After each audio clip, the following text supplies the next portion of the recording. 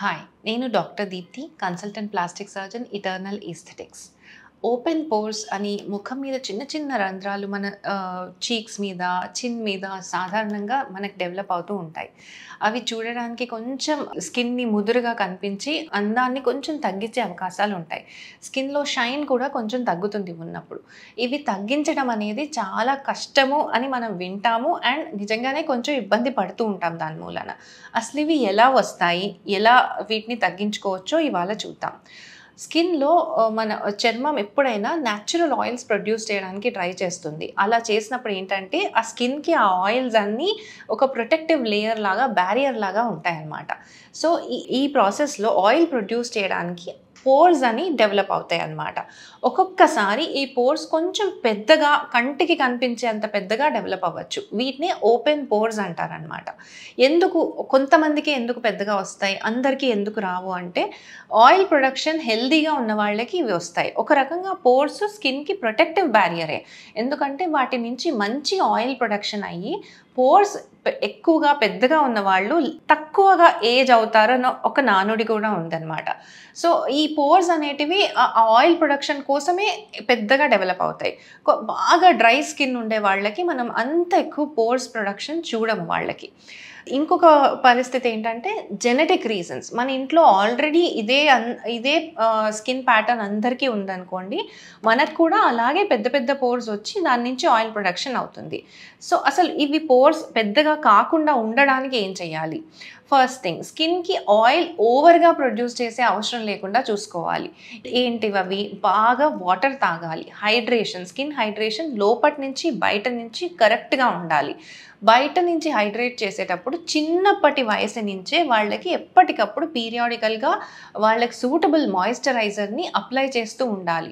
చిన్న వయసు నుంచే కరెక్ట్గా సిస్టమేటిక్గా ఎప్పటికప్పుడు మిస్ కాకుండా, స్కిన్ అతిగా డ్రై అయ్యే అవసరం ఇవ్వకుండా మనం కనుక మాయిశ్చరైజ్ చేస్తూ ఉంటే వీళ్ళ బాడీ ఆయిల్ ప్రొడక్షన్ అతిగా చేయాల్సిన అవసరం పడకుండా ఈ పోర్స్ అనేటివి ఎన్లార్జ్ కాకుండా మనము జాగ్రత్త పడచ్చు. సో ఈ స్కిన్ కేర్ అనేది చిన్న వయసు నుంచే మొదలు పెట్టుకొని మన స్కిన్ ఎక్కువ హార్ష్ ఎన్విరాన్మెంట్స్కి ఎక్స్పోజ్ కాకుండా, దాని ఎక్కువ అవసరానికి మించి ఆయిల్ ప్రొడ్యూస్ కాకుండా చూసుకుంటే మనం పోర్స్ పెద్దగా కాకుండా చూసుకోవచ్చు. సరే, ఒకవేళ జెనెటిక్ రీజన్స్ మూలానో ఆర్ ఆల్రెడీ జరిగిన విషయాల మూలానో ఆయిల్ ఎక్కువ ప్రొడ్యూస్ అయ్యి పోర్స్ ఎన్లార్జ్ అయ్యి కంటికి కనిపించేంత స్థితిలో ఉంటే కనుక, అండ్ ఏజ్తో కూడా సాధారణంగా పోర్స్ ఎన్లార్జ్ అవుతాయి. కంటికి కనిపించే పరిస్థితిలో ఉన్నప్పుడు మనం ఏం చేయాలి? ఈ పోర్స్ అనేటివి నార్మల్ ట్రీట్మెంట్స్కి వాటికి తగ్గడం కానీ చిన్నగా అవడం కానీ సాధారణంగా జరగదు. అండ్ వీటి ట్రీట్మెంట్ అనేది ఇంట్లో మీరు చూస్తూ ఉంటారు యూట్యూబ్లో, ఈ క్రీమ్స్ ఆ క్రీమ్స్ అప్లై చేయండి అని. వీటి మూలాన ఎక్కువ రిజల్ట్స్ పోర్స్కి ఉండవు. పోర్స్ చాలా మొండి సిచ్యువేషన్ అండ్ అవి ఒక డర్మటాలజిస్ట్ కానీ, ప్లాస్టిక్ సర్జన్ కానీ, కన్సర్న్ డాక్టర్ దగ్గరికి వెళ్ళి ట్రీట్ చేయించుకుంటే మీకు మిగిలిన స్కిన్ ఏమీ డ్యామేజ్ కాకుండా సేఫ్గా ట్రీట్మెంట్స్ తీసుకోవచ్చు. క్రీమ్స్ వచ్చేసేసి వీటికి రెటినాల్ బేస్డ్ క్రీమ్స్ అని, చిన్న చిన్న పీల్స్ ఇట్లాంటివి చేస్తూ ఉంటే ఏంటంటే, రెటినాల్ పీల్స్ ఇలా చేస్తూ ఉంటే ఏంటంటే స్కిన్ కంటిన్యూస్గా రిపేర్ అవుతూ ఉండి ఈ పోర్స్ మనకు చిన్నగా కనిపిస్తాయి, కొంచెం స్కిన్ హెల్దీగా అవుతుంది.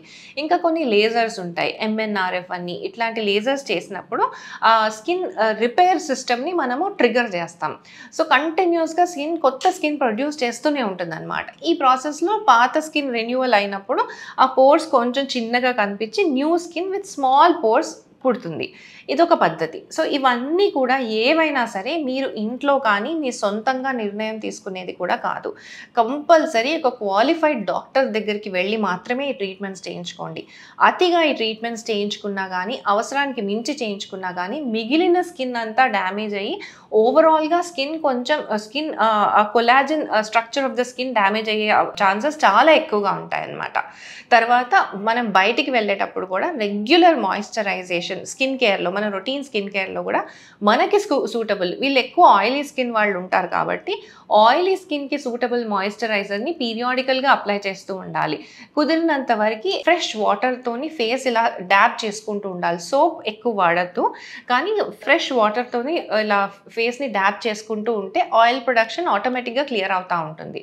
మళ్ళీ వాడే ఫేస్ వాష్ కానీ, మాయిశ్చరైజర్ కానీ అన్ని ఆయిలీ స్కిన్ డైరెక్టెడ్గా స్పెసిఫిక్గా వాడుకుంటే అవి అవి ఆయిల్ ప్రొడక్షన్ని కంట్రోల్ చేసి పోర్స్ మరీ అతిగా ఎన్లార్జ్ అవ్వకుండా హెల్ప్ చేస్తుంది. సో ఈ వేరియస్ పద్ధతులన్నీ పాటించుకుంటూ కరెక్ట్గా ఉండి రెగ్యులర్గా మాయిశ్చరైజేషన్ స్కిన్ కేర్ కరెక్ట్గా ఉంటే మీకు ఆల్రెడీ ఎన్లార్జ్ అయిన పోర్స్ కూడా మనకి చిన్నగా కనిపించి చూడటానికి అందంగా కనిపించచ్చు.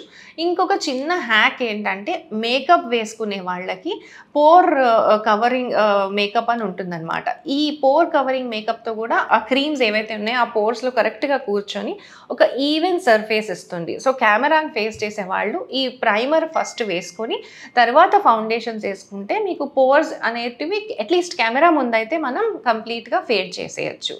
సో ఈ టిప్స్ అన్నీ ఫాలో అయితే మీకు ఒకవేళ మీకు అసలు ఫస్ట్ పోర్స్ రాకుండా చూసుకోవచ్చు. ఒకవేళ వచ్చినా కూడా వాటిని ఎంత కుదిరితే అంత ట్రీట్ చేసుకొని ఎంత తక్కువ విజిబిలిటీ ఉంటే అంత తక్కువ విజిబిలిటీతోని స్కిన్ నీట్గా గ్లో అయ్యేలాగా చూసుకోవచ్చు.